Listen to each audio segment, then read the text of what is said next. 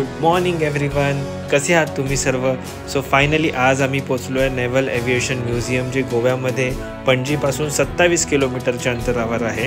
Basically हे south गोव्यामधलं एक museum आहे जिथे नेव्हल एव्हिएशन रिलेटेड गोष्टींचं जे एअरक्राफ्ट यूज झाले त्याचं हे एक इकडे त्यांनी संग्रह करून ठेवलं. आणि जे डॅबोलिम एअरपोर्ट आहे तिथून देखील जे ओल्ड गोव्याचं जे एअरपोर्ट आहे इंटरनॅशनल एअरपोर्ट, तिकडून देखील हे 10 मिनिटाच्या अंतरावर आहे. सो नक्की जर तुम्ही या एरियामध्ये आला असेल, या परिसरात आला असेल किंवा गोव्यात येण्याचा प्लॅन करत असाल तर 1.5 ते 2 तास नक्की व्हिजिट करण्यासाठी इथे या. So right from entry fees ते ज्या काही गोष्टी इथे संग्रहित करून ठेवल्या आहेत, जे एअरक्राफ्ट इथे ठेवले आहेत आतमध्ये, त्या प्रत्येक गोष्टीची आम्ही ही इन्फॉर्मेशन तुमच्यापर्यंत पोहोच. आणि हे एशियातलं एकमेव असं नेव्हल एव्हिएशन म्युझियम आहे मिळेल. सो फायनली जेव्हा आम्ही इथे बघितलं तर पहिल्यांदा पार्किंग केल्यानंतर आतमध्ये आल्यावर आपल्याला तिकीट काउंटर दिसतो. सो इकडे जे ॲडल्ट आहेत त्यांच्यासाठी 100 रुपीज तिकीट आहे, जे चाइल्ड आहेत त्यांच्यासाठी 50 रुपीज तिकीट. सो बेसिकली हे आहे सी किंग हेलिकॉप्टर, ज्याचं नाव आहे सी किंग 42. आणि हे जे आहे बेसिकली अमेरिकन कंपनीने बनवलेलं आहे. आणि हे जे आपल्या इंडियामध्ये 1971मध्ये जे रेस्क्यू ऑपरेशन झालं होतं, त्या रेस्क्यू ऑपरेशनसाठी ह्या हेलिकॉप्टरचा वापर करण्यात आला होता. सो हे जे आहे ते एअरक्राफ्ट आहे ज्याचं नाव आहे सुपर कन्स्टलेशन. आणि हे बेसिकली 1961पर्यंत एअर इंडिया याला ऑपरेट करत होती इंटरनॅशनल रूट्ससाठी. आणि त्यानंतर ह्या एअरक्राफ्ट इंडियन नेव्ही जे आहे ते जॉईन केलेलं आहे. आणि ह्याने सर्व्हिस दिलेली आहे टिल 1983. एअर इंडियासाठी याचा खूप सपोर्ट होता. सो त्यानंतर आता ह्याला म्युझियममध्ये लावण्यात आलेलं आहे. So it's all about aircraft super constellation. तर चला आता आपण बघूया 4th एअरक्राफ्ट, आयलँडर एअरक्राफ्ट. हे बेसिकली एक कार्गो एअरक्राफ्ट आहे. ह्याचं मॅन्युफॅक्चरिंग 1960मध्ये ब्रिटन नॉर्मन यांनी मॅन्युफॅक्चरिंग केलेलं आहे. आणि हे आत्तासुद्धा कमर्शियल ऑपरेशनसाठी all around the world use केलं जातं. आणि first time in Indian navy कोचीमध्ये याचा 1976मध्ये वापर केला गेला होता. So this is all about islander aircraft, cargo aircraft. So आता आपण नेक्स्ट बघणार आहोत हेलिकॉप्टर, ज्याचं नाव आहे चेतक हेलिकॉप्टर. हे बेसिकली आपलं हिंदुस्तान बँगलोरमध्ये हिंदुस्तान एरोनॉटिकल प्रायव्हेट लिमिटेड या कंपनीने ह्याचं मॅन्युफॅक्चरिंग केलेलं आहे. आणि हे फर्स्ट जेव्हा यूज केलं ते सर्च अँड रेस्क्यू ऑपरेशनसाठी यूज केलं गेलं. आणि आता याचा वापर जो आहे pilot training, anti submarine operation, small deck operation ह्या सगळ्यांसाठी याचा वापर अजूनही केला जातो. So this is Chetak helicopter. आता आपण बघत आहोत जे आहे एअरक्राफ्ट डोव. बेसिकली हे दिसायला पण डोवसारखंच आहे. याचं नाव आहे डोव. हे जे एअरक्राफ्ट आहे ते बेसिकली UKच्या कंपनीने मॅन्युफॅक्चरिंग केलेलं आहे. आणि हे ऑल ऑपरेशनसाठी यूज केलं गेलं. ह्याची जी कपॅसिटी आहे 8 to 11 पॅसेंजर्स यामध्ये अकोमोडेट होऊ शकतात.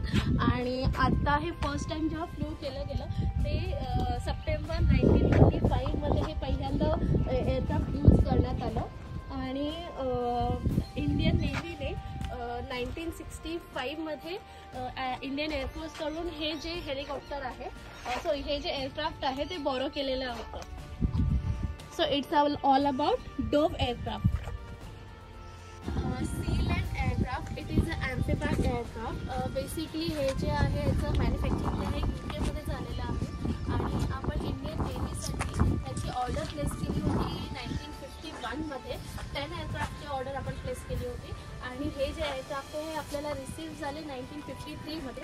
त्या 10 एअरक्राफ्टपैकी आपल्याला फर्स्ट जे एअरक्राफ्ट आहे ते रिसीव्ह झाले जॅन 1953ला. आणि बाकीचे जे 9 एअरक्राफ्ट आहेत ते रिसीव्ह झाले ऑक्टोबर 1953मध्ये. म्हणजे तुम्ही बघू शकता की ऑलमोस्ट 2 इयर्सच्या गॅपनंतर हे जे ट्विन इंजिनवालं जे एअरक्राफ्ट आहे ते आपल्याला इंडियन नेव्हीमध्ये सामील झालं. सो हे आहे फायरफ्लाय एअरक्राफ्ट. बेसिकली जसं नाव आहे तसंच हे फायटिंग पर्पजसाठी यूज केलं जातं. हे आहे ते 2 सीटर कॅरियर एअरक्राफ्ट आहे. जे फर्स्ट टाइम फ्ल्यू झालं 1943 मध्ये आणि हे फायटिंग पर्पजसाठी फायटिंग ट्रेनिंगसाठी यूज केलं जातं. हे आहे वॅम्पायर T-55 एअरक्राफ्ट. जसं त्याचं नाव आहे वॅम्पायर, तर बेसिकली हे फायटिंग पर्पजसाठीच यूज केलं गेलं. ह्याचं प्रोडक्शन जे आहे त्याला साधारणतः 1 वर्षाचा कालावधी लागला. हे 1954 मध्ये स्टार्ट झालं होतं. UK मध्ये त्याचं मॅन्युफॅक्चरिंग झालेलं आहे आणि ऑलमोस्ट 1955 मध्ये नंतर हिचं प्रोडक्शन जे आहे ते कम्प्लीट झालं. तर मॅन्युफॅक्चरिंग जे आहे कम्प्लीट झालं आणि हे फायटिंग ट्रेनिंगसाठी यूज केलं जातं.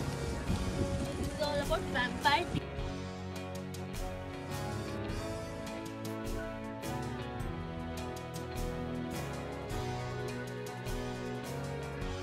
हे आहे यूज हेलिकॉप्टर.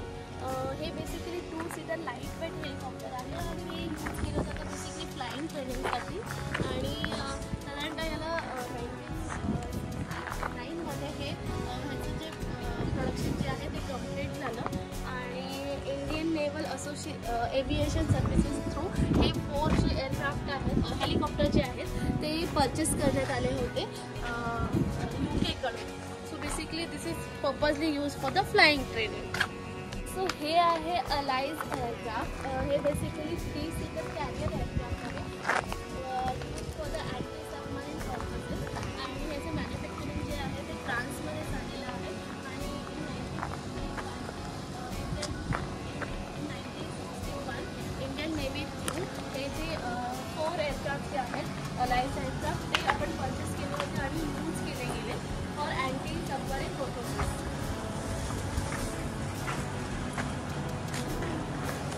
हे आहे सीहॉक एअरक्राफ्ट. हे बेसिकली याचं मॅन्युफॅक्चरिंग जे आहे UK मध्ये झालेलं आहे आणि जे आपलं 1961 मध्ये गाझा अटॅक झाला होता जो पाकिस्तानी सबमरीन आणि इंडियन सबमरीन गाझा आणि विक्रांत हे जे 2 फाईट झाले होते. आपला जो वॉर झाला होता बेसिकली विक्रांतमध्ये फर्स्ट टाइम लँड झालं होतं रेस्क्यू ऑपरेशनसाठी नेव्हीमध्ये. त्यांना रेस्क्यू करण्यासाठी हे INS विक्रांतवर त्यातला फर्स्ट टाइम लँड केलं गेलं. So basically it is purposely use for the attacking purpose. So हे आहे कमो 25 आणि हे रशियन मॅन्युफॅक्चर्ड अँटी सबमरीन जे वॉरफेअर आहे त्याच्यामध्ये ह्याने मेन जी आहे त्याची भूमिका होती. आणि ह्याच्यामध्ये आपण बघू शकतो की याला टेल रोटरच नाही आहे हेलिकॉप्टरला.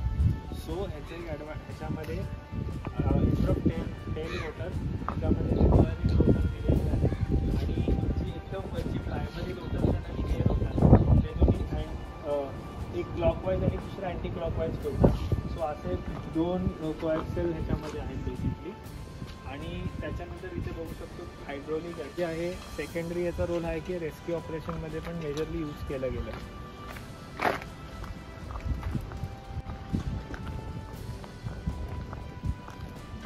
जिथे चेतक नाही पोचू शकत जिथे चेतकची एक लिमिटेशन आहे सो त्या लिमिटेशनला आणि ओव्हरकम केलं आणि तिथपर्यंत त्याने जाऊन सर्च अँड रेस्क्यू ऑपरेशन्स केले ऑपरेशन्स केले.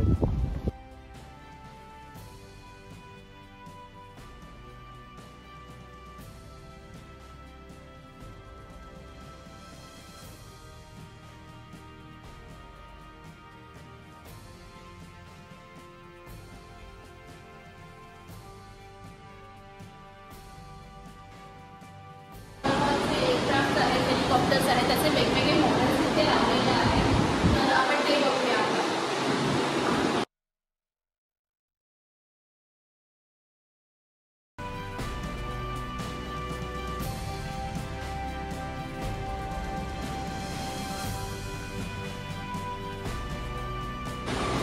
ए वाला जो सेक्शन आहे तो बंद आहे. तर आता आपण पुढे जाऊया. B अध्वन अ जर्नी टाइम लाईन.